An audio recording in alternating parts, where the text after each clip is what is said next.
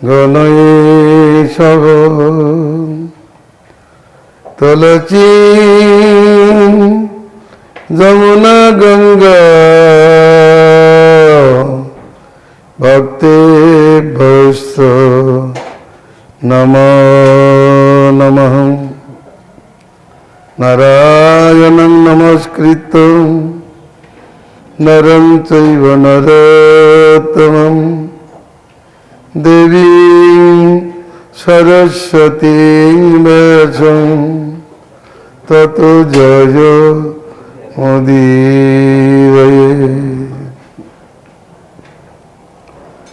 জিয়ান্নিবেদমোদরং কার্তিকেয়াধিকেশ্বরং কৃপাদম নাদশং বদ্ধং রাধাদশং প্রদীয়তম।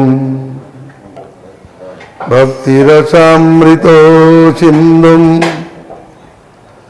বন্দে রূপ পদকৃতম।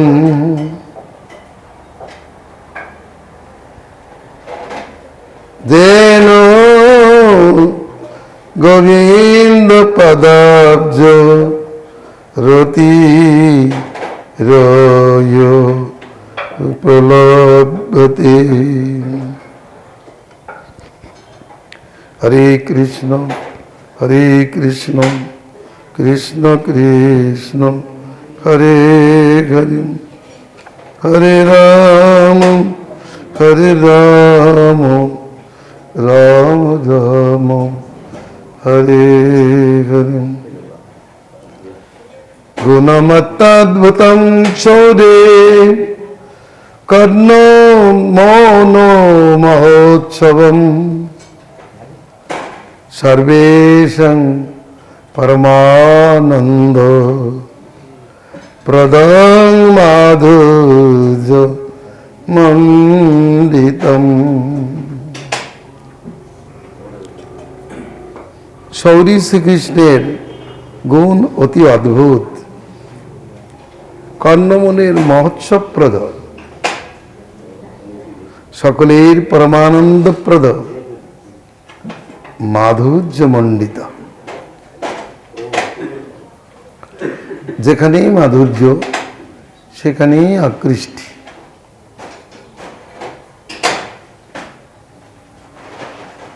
মধু সকলেরই প্রিয়। মধু উচ্ছ্বাসস্থিতি মাধুর, মধু উচ্ছ্বাসস্থিতি মধুর। মিষ্টতা আছে যার মধ্যে তাকে মধুর বলা হয়। তো শ্রীকৃষ্ণের গুণাবলী অতি অদ্ভুত, বিলক্ষণ। কর্ণমণির মহোৎসবপ্রদ, উত্তম শ্লোক যশোনুগীয়তি তদেব মং রুচিরং নবং নবং তদেব সৎসন মনসো মহোৎসবম তদেব সুখার্ণব শোষণং নৃণাম যদুত্তম শ্লোক গুণানু বর্ণতে গীয়তে। উত্তম শ্লোক শ্রীহরির যে গুণকীর্তন, তা প্রতি পদে পদেই রম্য, রমণীয়, রুচিপ্রদ, মনের মহোৎসবপ্রদ, শোক সমুদ্র হরণকারী। জীবজাতি জন্মান্তর ব্যাপী শোকে আক্রান্ত চিত্ত, এক জন্মের নয়, প্রতি জন্মেই শোকাকুল। কিন্তু তার এই জন্মান্তর ব্যাপী শোক সমুদ্রকে হরণ করে ওই কৃষ্ণের গুণ অতি রমণীয়। এই জন্য সাধ্য, আস্বাদ্য বস্তু, আস্বাদ্য বস্তু হল রুচিপ্রদ, রুচিপ্রদ বস্তু অধিক গ্রাহ্য। আবার তার বিশেষণ হচ্ছে নবনব, নবনময়মান। মনের মহোৎসবপ্রদ, শোক সমুদ্র হরণকারী। এই জন্য ওই গুণ আমাদের নিত্যকাল সেব্য।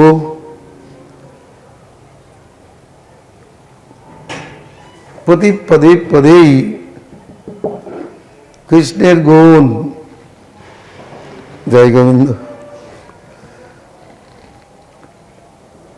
সর্বজন মনোকর্ষী, সর্বজন মনসাকর্ষী,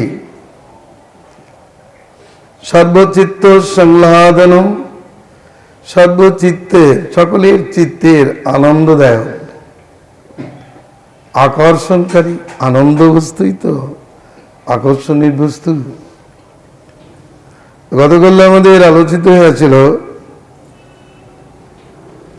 তিনি সকলের অনুরাগ ভাজন, রক্তালোক নামক মহৎ গুণের অধীশ্বর। এই জগতে রূপগুণ বিশিষ্ট, উত্তম রূপগুণ বিশিষ্ট নরনারীও অনুরাগ ভাজন হয় লোকের, কিন্তু সকলের হয় না।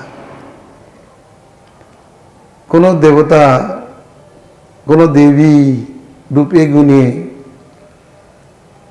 অনেকের চিত্তরঞ্জনকারী অনুরাগ ভাজন হয়ে থাকেন বটে, কোন অবতার মনোহারী চরিত্র অধিকারী হয়ে থাকেন বটে, অনুরাগ ভাজন হয়ে থাকেন বটে, কিন্তু কৃষ্ণের প্রতি অনুরাগ ভাজনটা বিলক্ষণ। কিভাবে বিলক্ষণ দেখিয়েছেন?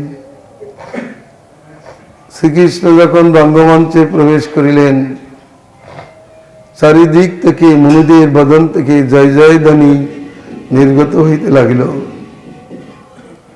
নারীদের মুখ থেকে হর্ষধ্বনি, উলুধ্বনি, হর্ষধ্বনি, উলুধ্বনি।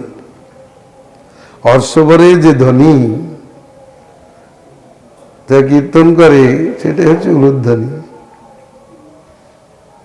আর আকাশ থেকে দেবতাদের স্তুতির কলরব পড়তে লাগলো, পুষ্পবর্ষণ হতে লাগলো। তাই বলছেন শ্রীকৃষ্ণ কাহার না অনুরাগ ভাজন হইয়াছিলেন? সকলের অনুরাগ ভাজন হইয়াছিলেন। তার একটা বিশেষ গুণ, তিনি সাধু সমাশ্রয়। যদিও তিনি অনন্ত কোটি ব্রহ্মাণ্ডের সমাশ্রয়, কিন্তু ব্যক্তিগতভাবে তিনি সাধু সমাশ্রয়, সাধুদের পক্ষপাতী। কারণ যারা ধর্মের পক্ষপাতী, ধর্মাচারী, তাদের তিনি পক্ষপাতী। অধার্মিকের পক্ষপাতী তিনি নহেন, অধার্মিকের সমাশ্রয় নহেন। কারণ অধার্মিকগণ কৃষ্ণকে আশ্রয় করেন না। অধার্মিকগণ কৃষ্ণকে আশ্রয় করবার প্রয়োজনীয়তা বোধও করেন না। তারা বলেন কিমন্নত কাম হইতুকম ঈশ্বরহম, আমি ঈশ্বর। অতএব কি কাজে কৃষ্ণ আরাধ্য হবে? কি মন্নত কাম হইতুকম। ওই তো সেদিন বসুদেব দেবকীর গর্ভ থেকে আবির্ভূত হলো কৃষ্ণ।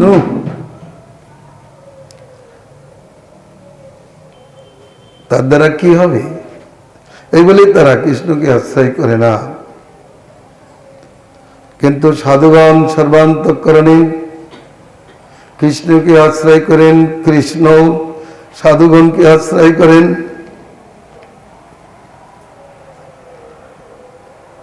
কৃষ্ণ সাধুগণকে হৃদয়ে রাখেন, যেহেতু সাধুগণ তাকে হৃদয়ে রাখেন।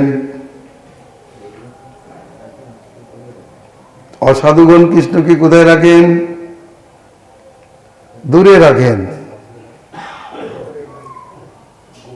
ভগবান সেই জন্য তাদের থেকে দূরে থাকেন। তারা ভগবানকে আশ্রয় করে প্রয়োজনীয়তা বোধ করে না। আমরা একটা শ্রেষ্ঠ উদাহরণ থেকে জানতে পারবো যুদ্ধের প্রাককালে অর্জুন দুর্যোধন দুইজনই কৃষ্ণের কাছে উপস্থিত হলেন। কৃষ্ণ বললেন, তোমরা দুইজন কি চাও বলো। আমার এই হাজার হাজার নারায়ণী সেনা আছে,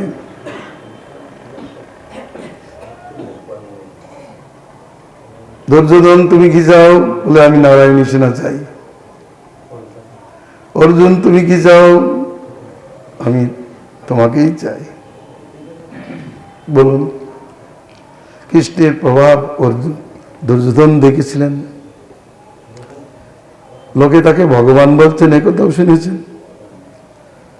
বারবার ভীষ্মদেব তার জননীও বলছেন, যত কৃষ্ণ তত ধর্ম তত জয়। তথাপি তিনি কৃষ্ণকে চাইলেন না, তিনি নারায়ণ সেনাকে চাইলেন।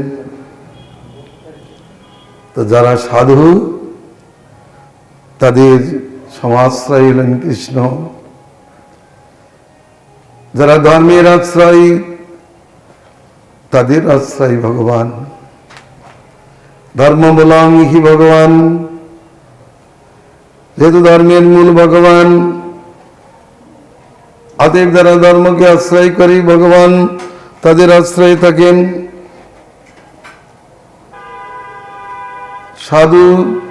সাধুদের রক্ষা করাই তার ব্রত,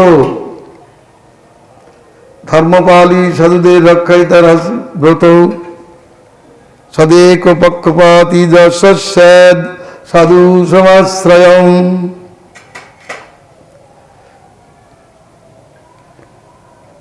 সাধু সমাশ্রয় এর অর্থ হল যিনি সাধুদিগের কেবল পক্ষপাতী,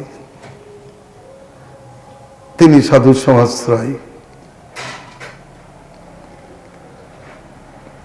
একসময় নারদ মুনি বললেন, ভগবান কৌরব আর পাণ্ডবগণ তো সব কৌরব, কুরুবংশজাত, আপনাদের আত্মীয়, তা আপনি কেন পাণ্ডবদের পক্ষপাতিত্ব করেন?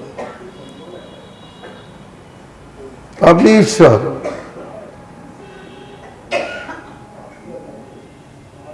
ভগবান বলেন, আমি কারো পক্ষপাতিত্ব করি না, কিন্তু যে আমাকে আশ্রয় করে, যে আমাকে ভজন করে, তাকে তো ভজন ফল দিতে হয়ই হয়। তা যদি না দিই তাহলে আমি অকৃতজ্ঞ হয়ে যাই। সমং সর্বভূতেষু ন দেশ ন প্রিয়স্তি মে, যে ভজন্তি তোমাং ভক্তা ময়ি তে তেষু সত্যম।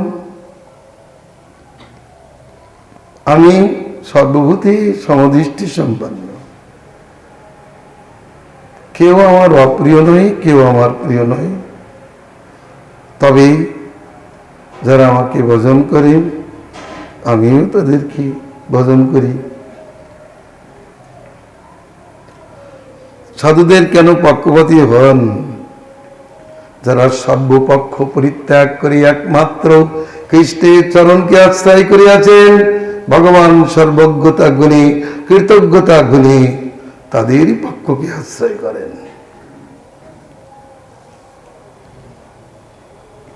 যদিও তিনি স্বতন্ত্র ঈশ্বর, সাধুদের স্বভাব তাকে পক্ষপাতী করে ছেড়ায়। ভক্তবাৎসল্য গুণ যেমন ভগবানকে অস্ত্র ধারণ করে দেয়, তেমনি ভগবান হলেন সাধু সমাশ্রয়। বললেন, পুরুষোত্তম চেদবাধরিষ্যন ভুবনেস্মিন্ন ভবান ভুবো শিবায় বিকটাচুর মণ্ডলন্ন জানি সুজনানং বতকা দশা ভবিষ্যৎ।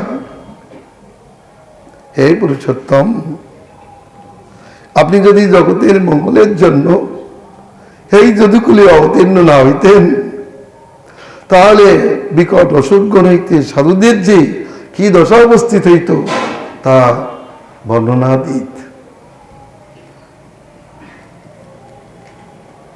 সাধুদের প্রতি হিংসা করাটাই অসুরদের কাজ। সাধুদের প্রতি হিংসা করাটাই অসুরদের কার্য। তা যেই হোক না কেন, সে হিন্দু কুলেই জাত হোক আর অন্য কুলেই জাত হোক, যাহারাই সাধুদের প্রতি, সাধু ধর্মপালীদের প্রতি অত্যাচার করেন, তাদের প্রতি বিদ্বেষ করেন, তারা সবই অসুর। বিকট অসুর মণ্ডল হইতেই সাধুদের যে কি অবস্থা হইত, ভগবান শ্রীকৃষ্ণের আবির্ভাবের পূর্বে কি অবস্থা হয়েছিল। হিরণ্যকশিপুকে ভগবান বলে স্বীকার না করাই সাধুগণকে কত প্রকার অত্যাচার করেছিলেন, কিভাবে তাদের শরীরকে দগ্ধ করেছিলেন, তাদের হস্তপদাদিকে ক্ষত বিক্ষত করিয়াছিলেন, কাউকে বা প্রাণান্ত করিয়াছিলেন। কংসের কি অত্যাচার! কংস বলল, কি আমাকে যিনি হত্যা করেছেন সেই বিষ্ণুকে আমি হত্যা করে তার প্রতিশোধ গ্রহণ করব। সম্প্রতি যে দেবতাদের প্রার্থনায় বিষ্ণু আমাকে হত্যা করেছিল কালনেমী অবতারে, আমি সেই দেবতাগণকে হত্যা করব। নারদ গুরুদেব বলেছেন, এই যাদবগণ সেই দেবগণ। সাধুগণের প্রার্থনায় বিষ্ণু কাজ করেছে। অতএব যাও, সাধু বসতি ধ্বংস করো, ধর্মশাস্ত্র দাহ করো, যজ্ঞ বৃক্ষগণকে ছেদন করো, অবিরুদ্ধানী গাভীগণকে হত্যা করো। যারা আমার আদেশ পালন করবে না তাদেরকে প্রাণান্ত করো, এ আদেশ করেছিলেন। তারা যে কি মনোদুঃখী ছিলেন। কিন্তু ভগবান পুরুষোত্তম এসেছেন, সকলকে কারা দুঃখ থেকে মুক্ত করেছেন, সকলের চিত্তে শান্তির প্রভাব এনেছেন। তাই বলছেন, হে ভগবান, আপনি, হে পুরুষোত্তম, আপনি যদি মথুরায় অবতীর্ণ না হইতেন তাহলে এই ভয়ঙ্কর সাধুবিদ্বেষী অসুরগণের অত্যাচার যে কিভাবে সাধুদের উপর চলিত তাকেও বর্ণনা করিয়া সমাপ্ত করিতে পারে না।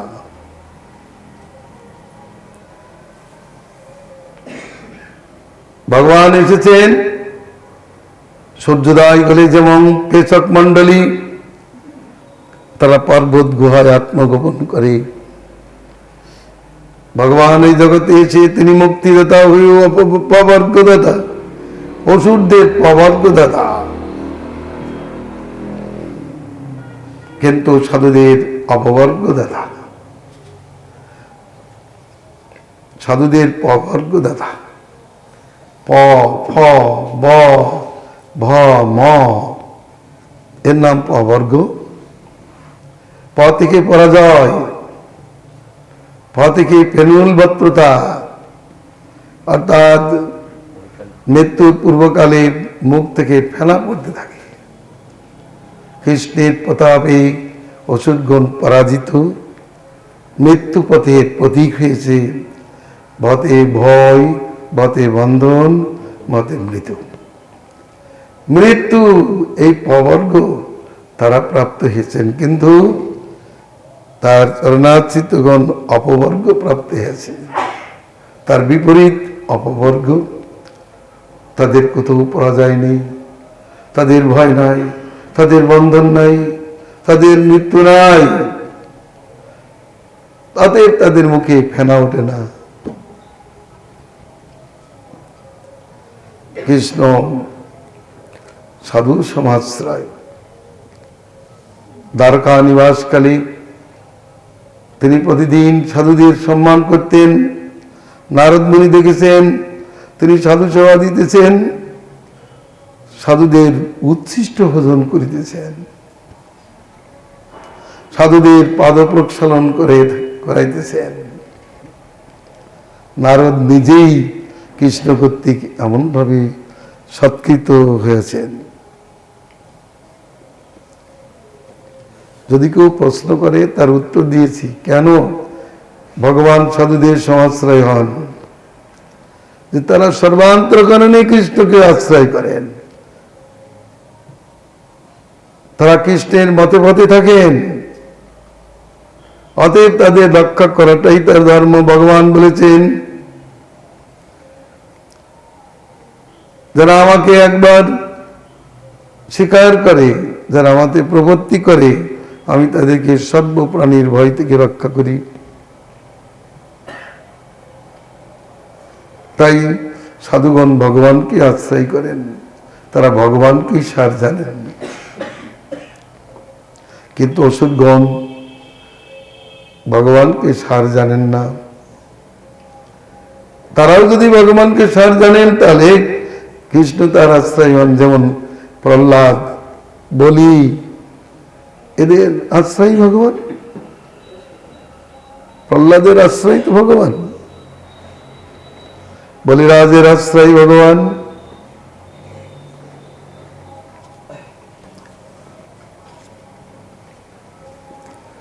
তার আরেকটি বিশেষ গুণ, নারীগণ মনোহারী। নারীগণ মনোহারী সুন্দরী বৃন্দ মোহনম। সুন্দরী বৃন্দের মোহনকারী নারীগণ মনোহারী, নারী মাত্রের মনোহরণকারী। ভাগবত দশমী বলেছেন, নবতিতম অধ্যায় 90 অধ্যায়, সুতমাত্রপি যস্ত্রীণাং প্রসজ্জাকর্ষতে মনঃ উরুগায়ুরুগীতো বা পশ্যন্তি নাম চ কিং পুনঃ। অহো, নানাবিধ সঙ্গীত প্রবন্ধাদিতে বহুশ বর্ণিত, যার কাহিনী শ্রবণ মাত্রেই স্ত্রীগণের মন বলপূর্বক হিত হইয়া থাকে, সেই শ্রীকৃষ্ণকে সাক্ষাৎ দেখিয়া তদীয় বাহ্যগণের মনোহরণ হইবে, ইহাতে আর বিচিত্রতা কি আছে? যারা দূরে অবস্থিত কৃষ্ণকে দেখে নাই, অথচ কৃষ্ণের কথা শ্রবণ করে তাদের মন হরণ হয়েছে। রুক্মিণীর মন করিল রূপগুণ শ্রবণে। লোকমুখে কৃষ্ণের কথা শ্রবণ করে রুক্মিণীর মন হরণ হলো। মনে মনে তাকে প্রতিরূপেই বরণ করলেন। প্রাপ্তির জন্য তিনি তেমনই সংকল্প করলেন। বলছেন, শ্রবণ মাত্রই নারীদের মন হরণ করেন যিনি, তাকে দর্শন করলে যে তাদের মন হরণ হবে, এ বিষয়ের আপত্তি কি আছে? সর্বত্র কৈমত্তিক ন্যায় কৃষ্ণের মহত্ব, ভাগবত ধর্মের মহত্ব, হরিনামের মহত্ব, কৃষ্ণের রূপগুণের মহত্ব গান করেছেন, কৃষ্ণের বদান্যতা গান করেছেন। যে পুতনা বালগা তিনি রাক্ষসী, সে বিষ দান করে যদি ধাত্রীগতি লাভ করে, ধাত্রচিত গতি লাভ করে, তাহলে শ্রদ্ধাপূর্বক যারা ভগবানকে প্রিয় বস্তু দান করেন তারা যে উত্তম গতি প্রাপ্ত হইবেন, ইহাতে আর কি বক্তব্য আছে? কৈমত্তিক ন্যায় দুই প্রকারে, কি মুত, কি আর বলবো, দুই প্রকারে আছে। বলছেন যে যোগীন্দ্রগণ, ব্রহ্মাদি দেবতাগণ যাকে দেখতে পায় না, সাধারণ যোগী তাকে কি করে দেখবে? কি ভূত। আবার বলছেন, যদি রাক্ষসী ভগবদ গতি লাভ করেন, তাহলে সাধু প্রকৃতির ব্যক্তি কেন লাভ না করিবেন? শ্রবণ মাত্রই যদি চিত্ত আকৃষ্ট হয়, তাহলে তার দর্শনে যে চিত্ত আকৃষ্ট হয়, তাতে আর বলবার কি আছে?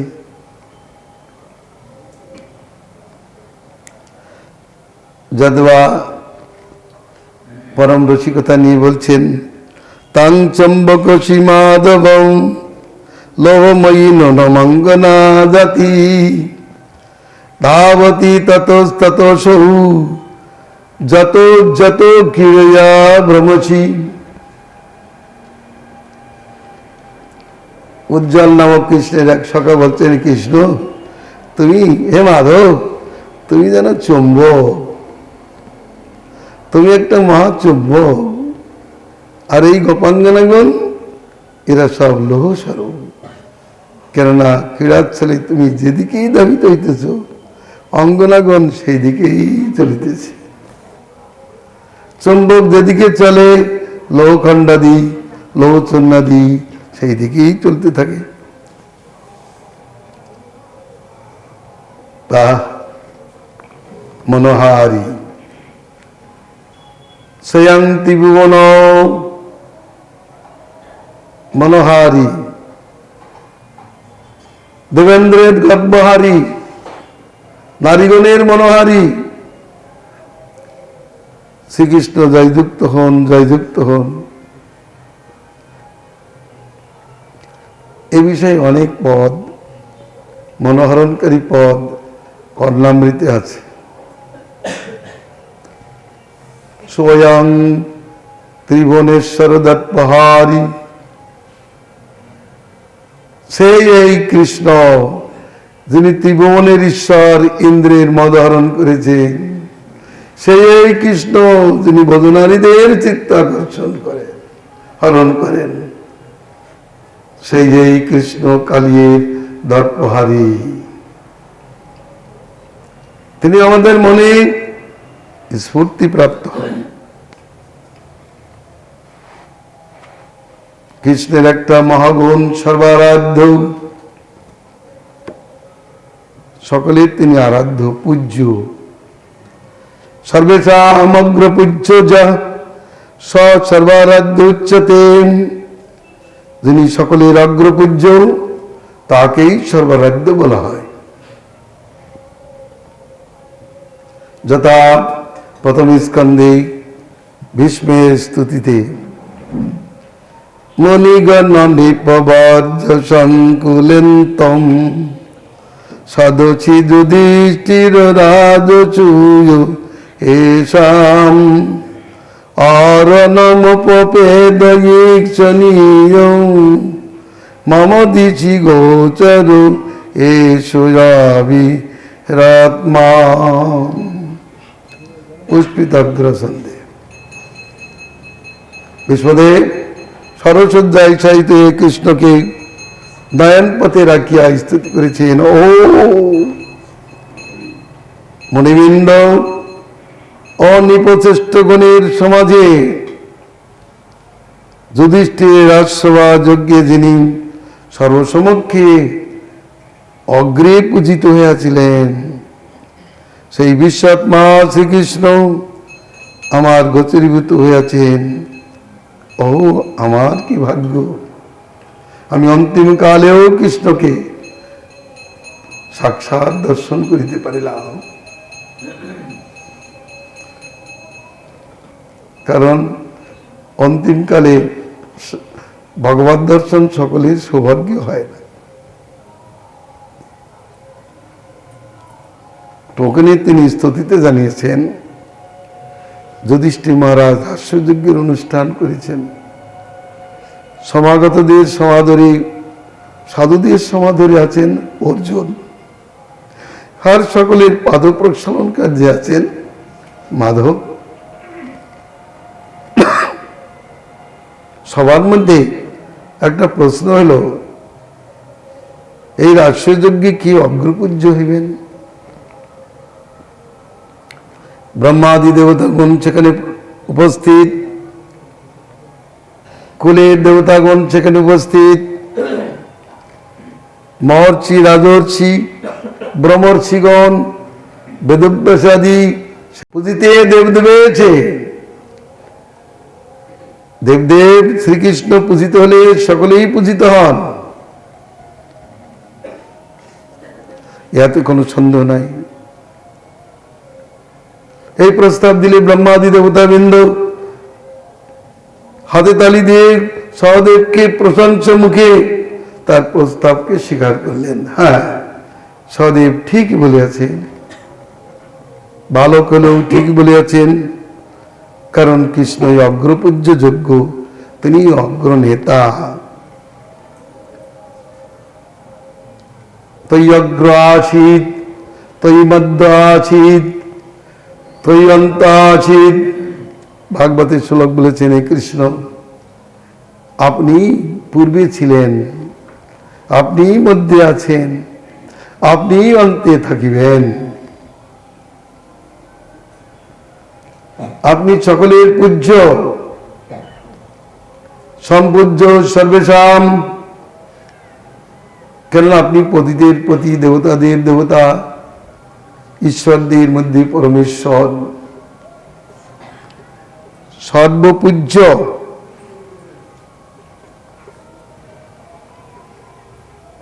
অতএব মনি সবাই সকলেই কৃষ্ণকে অগ্রপূজ্য রূপে স্বীকার করেছিলেন। বিষ্ণুদেব তা দর্শন করে বলছেন, ও মনি সবাই যিনি সকলের অগ্রপূজ্য হইয়াছিলেন, সেই কৃষ্ণ আজ মৃত্যুকালে আমার সম্মুখে উপস্থিত। আমার কি ভাগ্য, আমার কি ভাগ্য। ও কৃষ্ণের করুণা কত বলিয়সী।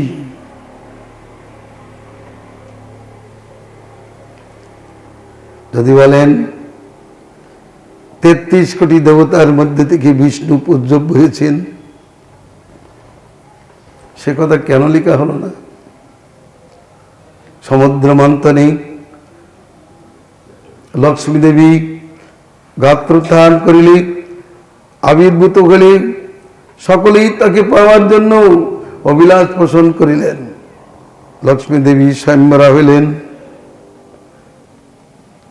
তিনি পদ্মমালা লইয়া তার বর বাঁচিতে লাগিলেন।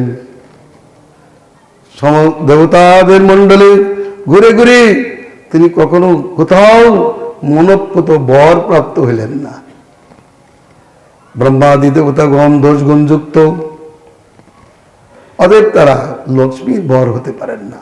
সাধারণ নারীর বর হতে পারেন, কিন্তু লক্ষ্মীর বর হতে পারেন না। শেষে তিনি বিষ্ণুর কাছে উপস্থিত হয়ে বিচার করে দেখলেন ইনি দোষগুণ মুক্ত, সকলের সমাশ্রয়। অতএব বিষ্ণুকেই লক্ষ্মী দেবী মালা দিয়া বরণ করিলেন। আর সেই বিষ্ণু পরদত্ত হলেন কৃষ্ণ। দেবতাগণ সেখানে বিষ্ণুর লক্ষ্মীর পতিত্ব স্বীকার করিয়াছিলেন। আর এই যুধিষ্ঠির সবাই তারা সকলেই সমতভাবে তাকে অগ্রপূজ্য রূপে স্বীকার করেছেন।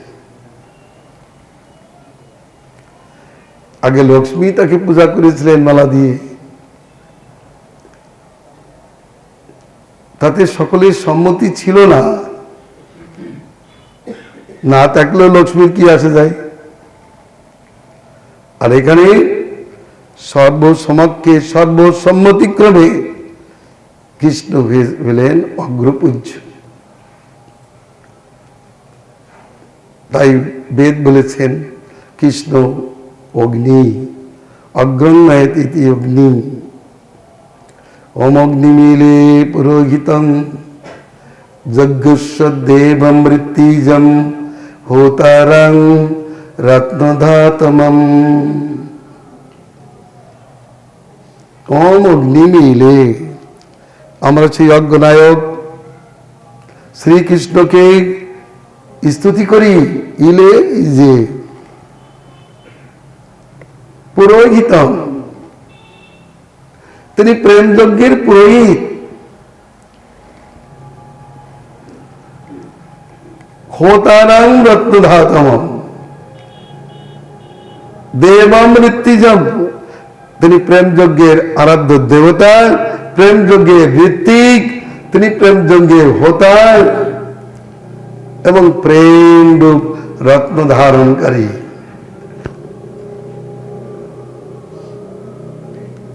মনে থাকবে তো? ওম অগ্নিমিলে পুরোহিতম। আমরা সেই অগ্রনেতা নায়ক শিরোমণি কৃষ্ণকে স্তুতি করি। তিনি হলেন পুরোহিত। কিসের পুরোহিত? কোন যজ্ঞের পুরোহিত? তিনি হলেন প্রেম যজ্ঞের পুরোহিত। আবার তিনি ঋত্বিজ, তিনি আরাধ্য দেব। হোতারাম দেব মৃত্যুজম। কি মধুর শ্লোক। তিনি দেব, তিনি পূজ্য দেব, প্রেম যজ্ঞের পূজ্য দেবতা, প্রেম যজ্ঞের তিনি ঋত্বিক, প্রেম যজ্ঞের তিনি হোতা, প্রেম রূপ মহান রত্নের ধারণ কর্তা। হোতারাম রত্নধাতমম। প্রেমই রত্নবাচ্য, প্রেম রত্নের ধারক। কৃষ্ণ ছাড়ার প্রেম কোথায় আছে? প্রেমের কর্তা একমাত্র কৃষ্ণই, অন্য কোন অবতার এই প্রেমের কর্তা নহেন। বিল্বমঙ্গল বলেছেন স্পষ্টই, সন্ত অবতারা বহু পুষ্করণাবশ্য সর্বতো ভদ্রা কৃষ্ণাদন্য কোবালতাস্যপি প্রেমদো ভবতি। ও পদ্মনাভের মঙ্গলময় অনন্ত অবতার থাকে, থাকুক, কিন্তু কৃষ্ণ বিনা আর লতাকে কে প্রেম দিতে পারেন? আর কেউ পারেন না। অতএব প্রেমের দেবতা তিনি। তিনি অগ্রনেতা, উপনিষদ বলেছে, তাই রূপায়িত হয়েছে যুধিষ্ঠিরের যজ্ঞে। প্রকাশ করেছেন কৃষ্ণ তত্ত্ববিদ সহদেব। যদি বলেন সেখানে কি কৃষ্ণ তত্ত্ববিদ কেউ ছিলেন না?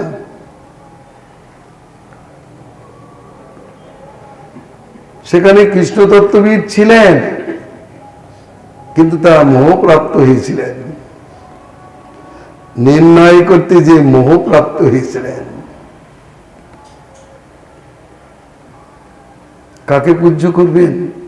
ব্রহ্মাকে করবেন, না শিবকে করবেন, না ভীষ্মকে করবেন, না পরাশরকে করবেন, না ব্যাসদেবকে করবেন, না অন্য কি করবেন? অনেক আন্তার, সেখানে অনেক পূজ্য ছিলেন। সেই জন্য তাদের একটা ভ্রম উপস্থিত। অনেক পূজ্য থাকলে কেউ যদি মালা পরায়, তাদের একটু ভ্রম সৃষ্টি হয়, কাকে আগে মালা দিবেন বলুন তো? অনেক পূজ্য বসে আছেন, কাকে মালা দিবেন আগে?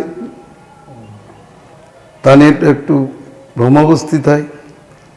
কিন্তু এটা কেউ নির্ণয় করতে পারে, তাই নির্ণয় করে দেন তুমি একে মালা দেওয়া আগে। তো ভগবানের কৃপায় সহদেবকে মহত্ব দান করেছেন ভগবান, যেমন ভীমকে মহত্ব দান করেছেন জরাসন্ধবধে, রাষ্ট্রীয় যজ্ঞ প্রবর্তনে যুধিষ্ঠিরকে মহত্ব দান করেছেন, কুরুক্ষেত্র যুদ্ধে অর্জুনের মহত্ব দান করেছেন, আর এই রাষ্ট্রীয় যজ্ঞের অগ্রপূজ্য নির্ণয়ে সহদেবকে মহত্ব দান করেছেন। তাহলে তিনি অগ্রপূজ্য। বাস্তব শ্রীকৃষ্ণ এই অগ্রপূজ্য। তার পূজা না করলে, তার পূজা করলে সকলের পূজা হয়। যে নারদ মুনি, তিনি চতুর্থ স্কন্ধে সিদ্ধান্ত করেছেন, যথা তরোর মূল নিষেচনেন তীপ্রান্তি তদস্কন্দ ভুজোপশাখা প্রাণোপহরশ্চ যতেন্দ্রিয়ানাম সর্বার্হণম ততৈব সর্বার্হণমুচ্যতেচ্চা। যেমন তরুণ বলে জল সিঞ্চিত হলে পত্র পল্লবাদি সতেজ ভাব ধারণ করে তারা তৃপ্ত হয়, যেমন প্রাণে আহার দিলে ইন্দ্রগুলি তৃপ্ত হয়, তেমন অচ্যুতের পূজার দ্বারা সকলের পূজা সম্পন্ন হয়। এই সিদ্ধান্ত যিনি করেছিলেন তিনিও কিন্তু সেই সভায় বসেছিলেন, কিন্তু বলেন নাই। তাই বলে তারা মূর্খ ছিলেন এ কথাও বলা যাবে না। বলেননি কেন? বলেন নাই কেন? কৃষ্ণের ইচ্ছা নয় তারা বলুন, কৃষ্ণের ইচ্ছা নয় তারা বলুন, তারা নির্ণয় করুন যে ব্রহ্মা বলেছেন আপনি অগ্রপূজ্য, যিনি বলেছেন আদি পুরুষ, তাহলে যিনি আদি পুরুষ তিনি তো অগ্রপূজ্য হওয়া যোগ্য। ব্রহ্মা বলেননি, বেদব্যাস বলেননি, সেখানে সুখদেব বসেছিলেন, বলেছিলেন যে আপনারা যদি দানের অনন্ত ফল, পূজার অনন্ত ফল লাভ করিতে ইচ্ছা করেন তাহলে কৃষ্ণকেই অগ্রপূজা দান করুন, কৃষ্ণকেই পূজা করুন। আর এবার সহদেব বলেছেন তোরা ভগবত ইচ্ছা, কেউ যে জানে না এমনটি না, জানিলেও তারা প্রকাশ করেনি। কৃষ্ণের মায়ায় মোহিত হয়ে বসে আছেন, কৃষ্ণ সেখানে কর্তা, তিনি যার মুখে যে কথা বলিতে ইচ্ছা করেন সেই ব্যক্তি সেই কাজ সেই কথা করতে পারেন, অন্য কেউ পারেন না। সহদেবের সৌভাগ্য দান করলেন কৃষ্ণের অগ্রপূজ্যত্ব নির্ণয়, তাই তিনি সর্বারাধ্য। আবার ভক্তিবিনোদ ঠাকুরের পদ থেকে জানতে পারি তিনি অনন্ত কোটি ব্রহ্মাণ্ডের আরাধ্য। অনন্ত কোটি ব্রহ্মাণ্ডের যত লোকপালগণ আছেন তাদের তিনি পূজ্য মান্য, তাদের তিনি একমাত্র প্রভু, তাদের উপর শাসনভার চালিয়েছেন। কৃষ্ণ অগ্রপূজ্য হবে না তো কে হবে? গোলক নাম নেই, নিজ ধাম নেই। শ্লোক অনুসারে আমরা জানতে পারি তিনি গোলকের কর্তা, গোলকের নিচে ব্রহ্মধাম বা বিষ্ণুধাম, মায়াধাম, এসব ধামেরই একমাত্র কর্তা, পূজ্য। তাকে পূজা না করিলে কই মঙ্গল লাভ করিতে পারেন না। তিনি অগ্রপূজ্য, তাকে অগ্রপূজা না করে পরে পূজা করলেই দোষ হয়। সেই দোষটা কি দোষ? তিনটে দোষ: অকাল মৃত্যু, ভয় আর দুর্ভিক্ষ। অপূজ্যা যত্র পূজ্যন্তে পূজ্যানাং চ বিপর্যয়ং তত্র ত্রিণী ভবিষ্যন্তি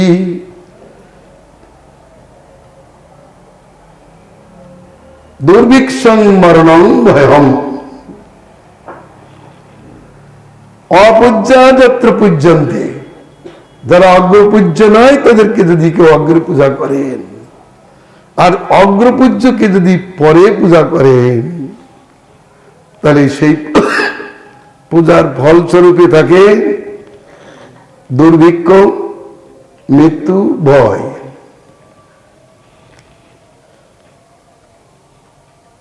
ভগবান মুনি সবাই সর্বারাধ্য হলেন, সর্বপূজ্য হলেন।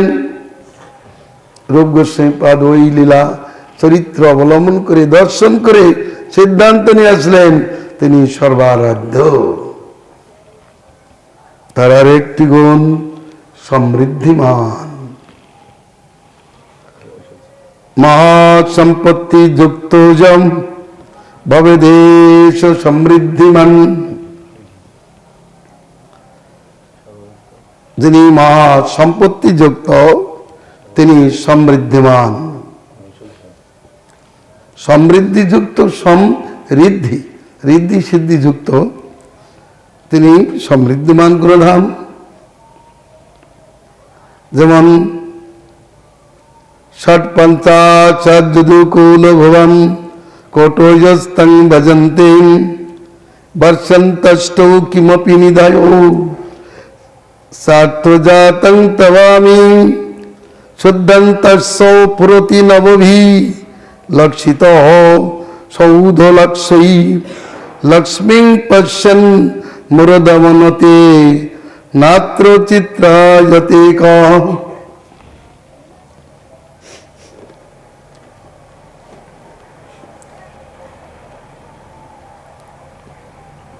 মন্দাক্রান্ত ছন্দে পড়তে খুব সুন্দর। ষট পঞ্চাশদ যদুকুল ভুবন কোটযস্তং ভজন্তে বর্ষন্তষ্টৌ কিমপি নিধায় সার্থজাতং তবামি শুদ্ধন্তস্য প্রতিনবতি লক্ষিত সৌধলক্ষৈ লক্ষ্মীং পশ্যন মুরদমনতে নাত্র চিত্রায়তে কঃ। হে মুরদমন, 56 কোটি যাদব তোমাকে ভজন করেন, অষ্টনিধি শত অর্থরাজি বহন করেন, করিতেছেন। তোমার নবলক্ষ অন্তঃপুর শোভা পাইতেছে। নবলক্ষ অন্তঃপুর, এই দ্বারকাপুরীতে নবলক্ষ অন্তঃপুর ছিল বলে তা তো কম হয়ে গেল। তো 56 কোটি যাদব নবলক্ষপুরে থাকতেন, বলেন আরো ছিল পুর। সুতরাং তোমার সম্পত্তি দেখিয়া এই জগতে কার না বিস্ময় হয়। এত সম্পত্তি,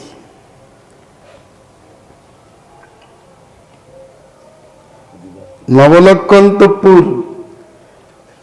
ভাগবতে বর্ণিত আছে প্রত্যেক মহিষীর জন্য পৃথক অট্টালিকা, পুষ্পোদ্যান, সরোবর, যাতে কেউই কোনো প্রকারে অভিযোগ না করে। কৃষ্ণকে ভালোবাসে। একে তো মেয়েদের মধ্যে এরকম একটা ভাব থাকে, ওর শাড়িটা একটু ভালো হলে এর শাড়িটা ভালো না হলেই তো মনোমালিন্য আরম্ভ হয়ে যায়। তো ভগবান এমন করলেন, প্রত্যেকের গর্ভেতে তার মতো সন্তান উৎপাদন করেছিলেন 10টা করে। প্রত্যেকের জন্য একই আকৃতি বিশিষ্ট সৌধ নির্মাণ করেছেন, পুষ্পোদ্যান, সরোবর, আরো অনেক কিছু। সকলের মনোরঞ্জন করবার জন্য তিনি সমর্থ। এসব তো যদুপুরীতে হয়েছে। 56 কোটি যাদব তোমাকে ভজন করে। আর কি, এটা মহা সমৃদ্ধির লক্ষণ। এটা তো দ্বারকাপুরের হলো, আমার ভোজপুরে কি হলো? তার জন্য রূপ গোস্বামীপাদ কর্ণামৃতের শ্লোক তুললেন। নারদ মুনি নাচতে পারেন, দেখো দ্বারকায় কৃষ্ণের কি বৈভব, কি বৈভব। আর এদিকে বোধ সুন্দরীগণ উপাস করে বলছে, নারদ মুনি একবার বৃন্দাবনে এসো, চিন্তামণি যা দুর্লভ তার গোপীদের চরণ ভূষণ। চিন্তামণি চরণভূষণ মঙ্গলানম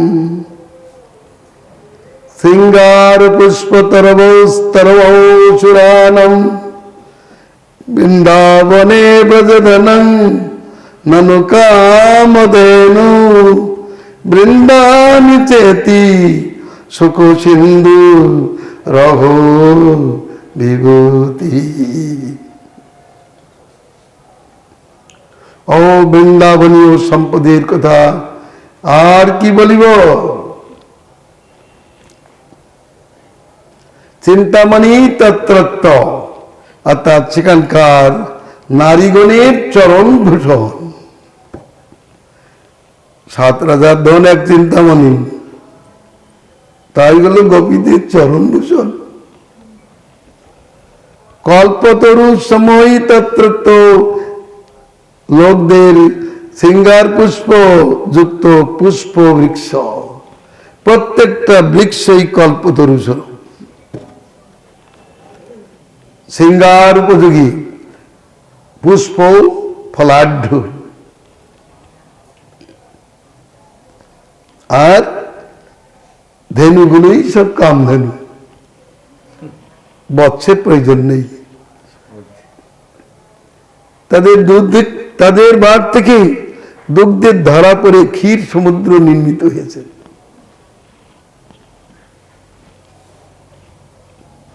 সুতরাং বৃন্দাবনের ঐশ্বর্য কেবল সুখ সিন্ধুই। এ বিষয়ে শ্রী চৈতন্যদেব এই শ্লোক নারদ মুনি যখন বলেছিলেন, আহা আমার লক্ষ্মীর কত সম্পদ, আর ওই গোপীগণ দুগ্ধ দমন করে ঘুটে দেয়, ওদের আর ঐশ্বর্য কোথায় আছে, সেই প্রসঙ্গে শ্রীবাসকে শুনিয়েছেন।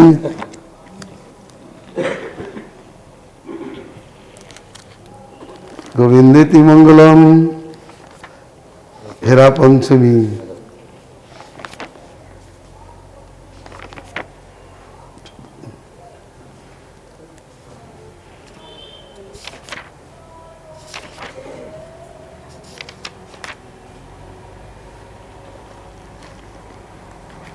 শ্রীবাস আচিয়া কয়ে ছিল দামোদর, আমার লক্ষ্মীর দেখো সম্পত্তি বিস্তর। বৃন্দাবনের সম্পদ দেখো পুষ্প কিশলয়, গিরিধাতু চিকি পিঞ্চ গুঞ্জা ফলময়।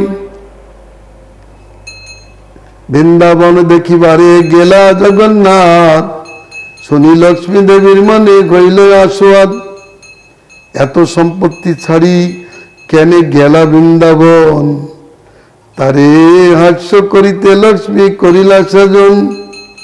তোমার ঠাকুর দেখো এত সম্পত্তি ছাড়ি, পত্র পুষ্প ফুল লোভে গেলা পুষ্প বাড়ি। এই কর্ম করে তা বিদগ্ধ শিরোমণি, লক্ষ্মীর অগ্রিতে নিজ প্রভুর দয়ানি।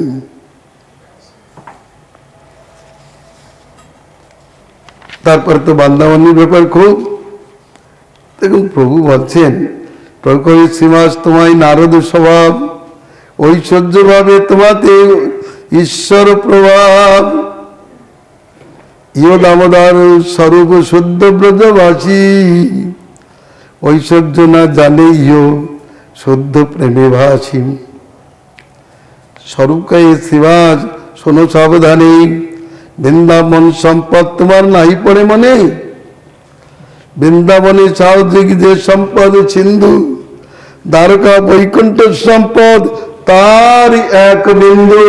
হৃদয় প্রেমানন্দ বৃন্দাবন বিহারী লাল কি। দ্বারকা বৈকুণ্ঠ সম্পদ তার এক বিন্দু স্বরূপ।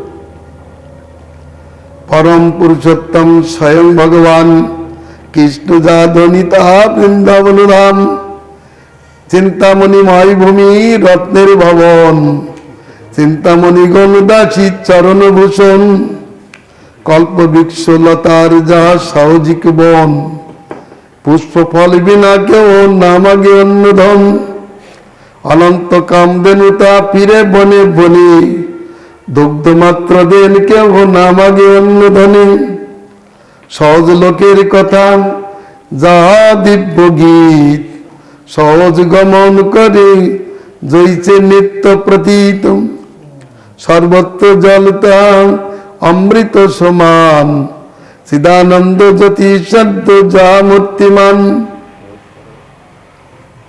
লক্ষ্মী যিনি গুণজাম লক্ষ্মীর সমাজ, কৃষ্ণ বংশী করে তাম প্রিয় সখী কাজ।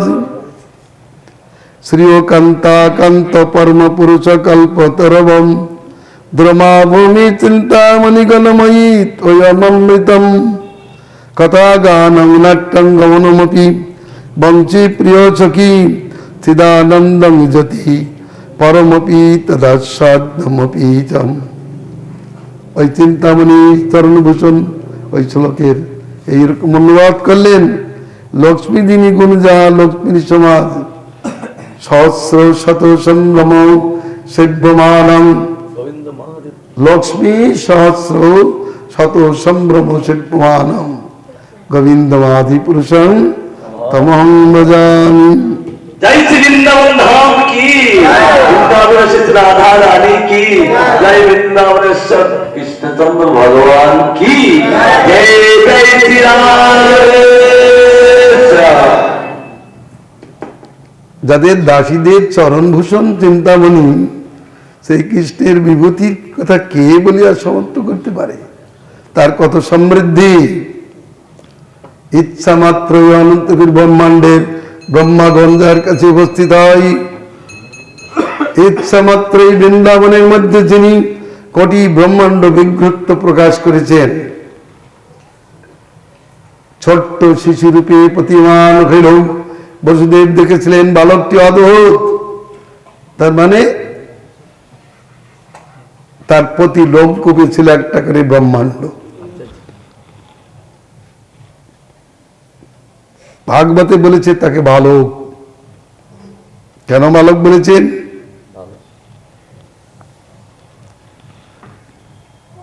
দেখলেন বসুদেব দেখলেন ওই বালক শিশুটি অদ্ভুত বালক। তা পদকর্তারা বলছেন কেন বালক বললেন? তিনি তো বালকের মতো না, অথর বালক। দেখেছেন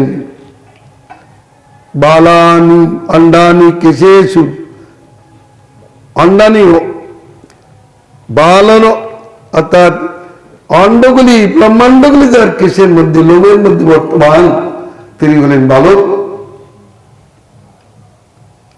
এ তো দ্বারকার কত বিলাস, কৃষ্ণের কি বিলাস! যশোমতী অনুভব করেছেন তার মুখের মধ্যে অনন্ত ব্রহ্মাণ্ড। সম্পদ দেখেছেন ব্রহ্মা। এই জন্য তিনি সমৃদ্ধবান গুরুধাম। এগুলি প্রায় পাশাপাশি যাচ্ছে সব। মধুর থেকে মধুর, তার থেকে মধুর। প্রথমে আরাম হলো পায়েস, তারপরে একটু আর কি হবে, তারপরে কি হবে, তারপরে দরকার রামনির পরে তার কিছু আছে, এবারে হবে, চলবে। বরিয়ান সর্বেশামতি মুখ্য জল সবরিয়ান ইতিজ্জতিম। যিনি সকলের অপেক্ষা অতি শ্রেষ্ঠ, তাকে বরিয়ান বলা হয়। তো কি গুণের পরিচয় দিচ্ছেন? ব্রহ্মণ আত্র পুরদ্দিশা সহপুর পীঠে নিষিদ খনম তুষ্টিম তিষ্ঠ চুরেন্দ্র চাটুবিরলম বারিশ দূরি ভবম। এতে তাহারি মুহুকতং চুরগণা কুর্বন্তি কোলাহলম অন্তদারবতী পতে রঘুসর নদ্যাপি নিষ্পদ্যতে। একটা দাঁড়ির উক্তি। দ্বারকায় ভগবান শ্রীকৃষ্ণ স্বধর্ম সর্বায় অবস্থান করছেন। ব্রহ্মা শিব দেবতাগণ এসেছেন। দ্বারপাল বলছেন আমাদেরকে, দ্বারপালকে তারা বলছেন আমাদেরকে অনুমতি দাও, আমরা ভিতরে যেয়ে কৃষ্ণকে দর্শন করি, যদুপতিকে দর্শন করি। দ্বারপাল বলছে হে ব্রাহ্মণ, আপনি ত্রিপুরারির সহিত এই আসনে কিছুক্ষণ অপেক্ষা করুন, অবস্থান করুন, এখন না, বসুন। হে বরুণ, আপনি দূরে থাকুন। হে দেবেন্দ্র, আপনারা দ্বার দেশে এত কোলাহল করিতেছেন কেন?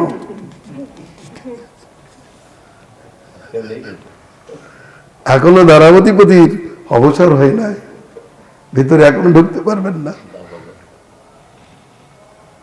বরিয়ান কেমন দেখুন, সকলের মুখ্য তিনি। আহা, কি মধুর, কি মধুর। ঠিক আছে,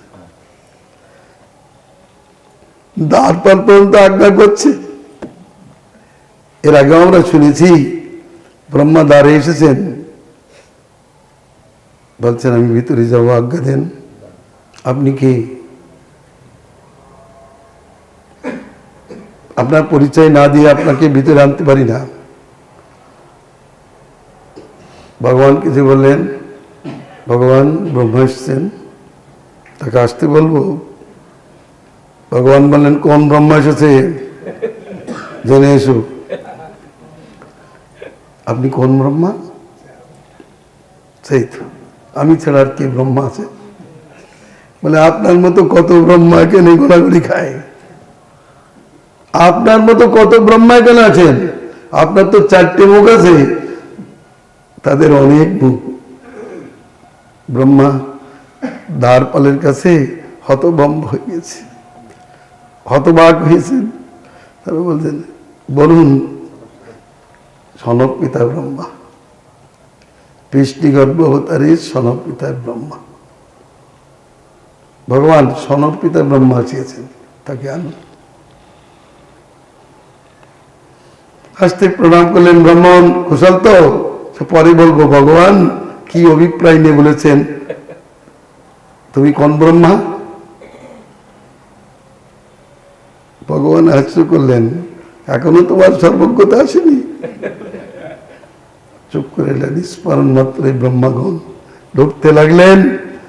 কেউ 8 মুখ, 16 মুখ, 32 মুখ, 64 মুখ, 100 মুখ, সহস্র মুখ, কারো 1,00,000 মুখ, কারো অনন্ত মুখ। সে কথা কি করে বলবে? কি গল্প? এতগুলো মুখ কোথায় ছিল? একটা ঘাড়ের পরে যদি 2 কিলো থাকে, তাই ঘাড় ফেটে যায়। আর এতগুলো মুখ কি করে ধরলো? বা তার শরীরটাই বা কত বড়?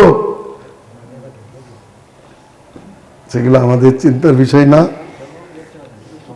আবার সেই সুধর্মা সভার দাঁড়টাই বা কত বড় চওড়া ছিল? অতগুলো মুখে ব্রহ্মা ঢুকবে তো, তাদের শরীর তো ছোট না। যাই হোক, ব্রহ্মা দেখে বিস্মিত হলেন। কত সমৃদ্ধি! শ্রী লোকপাল গণেছে, তার চরণে প্রণাম করছে। তেমনি ভাবে রুদ্রগণ, ওদিকে লক্ষ চক্ষুযুক্ত ইন্দ্রগণ, এত পঞ্চবদন, শিব 55, ওদের 10 সহস্রানন, শিব এসে পর্যন্ত প্রণাম করছেন। তা দেখে তিনি বিস্মিত হলেন। তাই তিনি বরিয়ান, সকলের তিনি মুখ্য। তার আজ্ঞায় সব কিছু হচ্ছে। তিনি বিষ্ণুকে আজ্ঞা করেন, শিবকে আজ্ঞা করেছেন, এরপরেই হবে। ঈশ্বরত্বের লক্ষণ আমরা জানতে পারবো। সেটা খুবই সুন্দর, চরিত্রবান। যাক, তার একটা গুণ, তিনি ঈশ্বর। ঈশ্বর কাকে বলে? ঈশ্বরের স্বরূপ কি? দেদেশ্বর স্বতন্ত্র দুর্লঙ্ঘ্য কীর্ততে। স্বতন্ত্র ও দুর্লঙ্ঘ্য ভেদে ঈশ্বর 2 প্রকার। যিনি স্বতন্ত্র, পরতন্ত্র নহিন, যার আজ্ঞা কোনোদিন কেউ লঙ্ঘন করতে পারে না, তিনি হলেন ঈশ্বর। তার মধ্যে স্বতন্ত্র, তার লক্ষণ বলছেন, কৃষ্ণ প্রসাদমকরোদপরাধতে পাদাঙ্কমেব কিল কালীয়োপন্নগায়ং না ব্রহ্মণে দিশমপি সবতে পূর্বম সারে স্বতন্ত্র চরিত নিগময়ী নুতয়ং। নিগময়ী নুতয়ং। কালীয় নানা অপরাধ করিল, শ্রীকৃষ্ণ তার মস্তকে পদাঙ্ক রূপ অনুগ্রহই প্রকাশ করিয়াছেন। কিন্তু ব্রহ্মা অপূর্ব স্তব করিলেও একটু নয়ন করেও তাকে দর্শন করিলেন না, তার প্রতি দিকপাত করিলেন না। আহা, ইহা সঙ্গতই বটে। কারণ যেহেতু বেদ তাকে স্বতন্ত্র বলিয়াছেন, তিনি কারো অধীন না। ব্রহ্মা বলতে পারবে না ভগবান কালিও আপনাকে দংশন করলো আর আপনি তার মস্তকে পদার্পণ করলেন, আর আমি এত সুন্দর করে স্থিতি করলাম, আমার দিকে একটু দৃষ্টিপাতও করলেন না, সে কি? হ্যাঁ, আপনার কি হিদায়ত জ্ঞান নেই? ভালো মন্দ জ্ঞান নেই? হয়তো মূর্খ জীব বলতে পারে এই ভগবান কেমন ভগবান, যে অপরাধ করল তার মস্তকে পদার্পণ করলেন, আর যে স্তুতি করছে তার দিকে একটু দৃষ্টিপাতও করছেন না। ঈশ্বর তিনি স্বতন্ত্র। কোর্ট কাছারিতে গেলে কোনো কেউ বিচার দিতে পারবে না কৃষ্ণ আপনি এমনটি করেছেন কেন। যদি ব্রহ্মা কোর্টে যে বলেন যে কৃষ্ণ আমার দিকে দৃষ্টিপাত করলেন না কেন, তো কে বিচার করবে? বিচারক বলে দেবে তিনি ঈশ্বর, তিনি স্বতন্ত্র, তিনি কারো অধীন নহেন।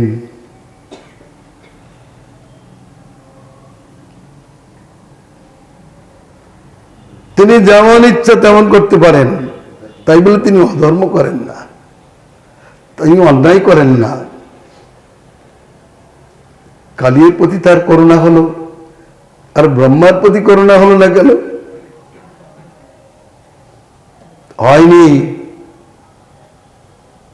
বলে কালীও তো শরণাপন্ন হয়েছে, আর ব্রহ্মাও তো নমস্কার করে আত্মনিবেদন করেছেন, দুইজনই শরণাগত হয়েছেন। একজনের প্রতি অনুগ্রহ আর একজনের প্রতি উপেক্ষা। আর তিনি ওদিকে দৃষ্টিপাত করেননি বলে ব্রহ্মার প্রতি যে কিছু করুণা নেই এটাও বলতে পারবেন না। কিন্তু ব্রহ্মা চাইছিলেন ভগবান আমার দিকে একটু দৃষ্টিপাত করুন, দৃষ্টিপাত করেননি। কেন করেননি আমি একটু হয়ে বলবো। তিনি তার সুখ বিহারটা ভঙ্গ করেছেন। ভগবান কত আনন্দ করে সখাদের সঙ্গে বসে খাচ্ছিলেন, কত আনন্দ করে এই সুখ বিহারটা বন্ধ করেছেন। ব্রহ্মার সাথে বলতে পারতে ভগবান একটা নতুন কিছু ঐশ্বর্য আমাকে দেখান। গোবৎসগুলো হরণ করেছে, সখাগণকে হরণ করেছে, তার সুখ বিহারকে নষ্ট করেছেন। অতএব চুরি করে এখন স্তুতি। ভগবান চুপ করে আছেন, গম্ভীর সরে আছেন। বলে কালিও তো আপনার এদিকে আর একটা উকিল বলছে কালিও তো আপনাকে দংশন করেছে।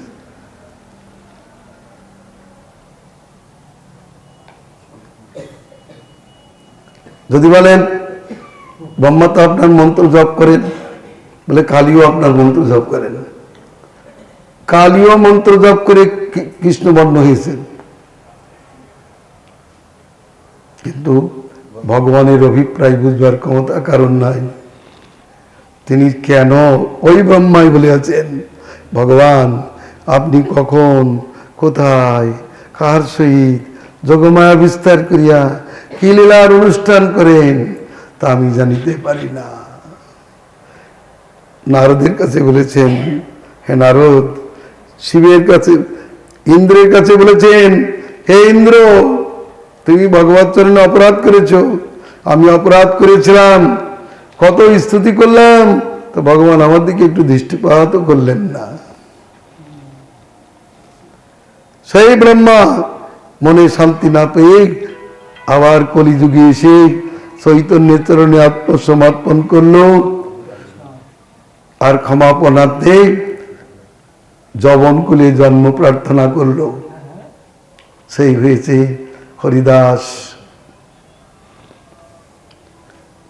যাই হোক, ভগবানের স্বতন্ত্রতার পরিচয় পেলাম। দুর্লঙ্ঘত্ব আগামীকাল আলোচিত হবে। গোবিন্দিতি মঙ্গলম যোগায়িতং নিমিষেন চক্ষুষা প্রবিশায়িতং সন্নায়িতং জগৎসর্বং গোবিন্দ বিরোগেন।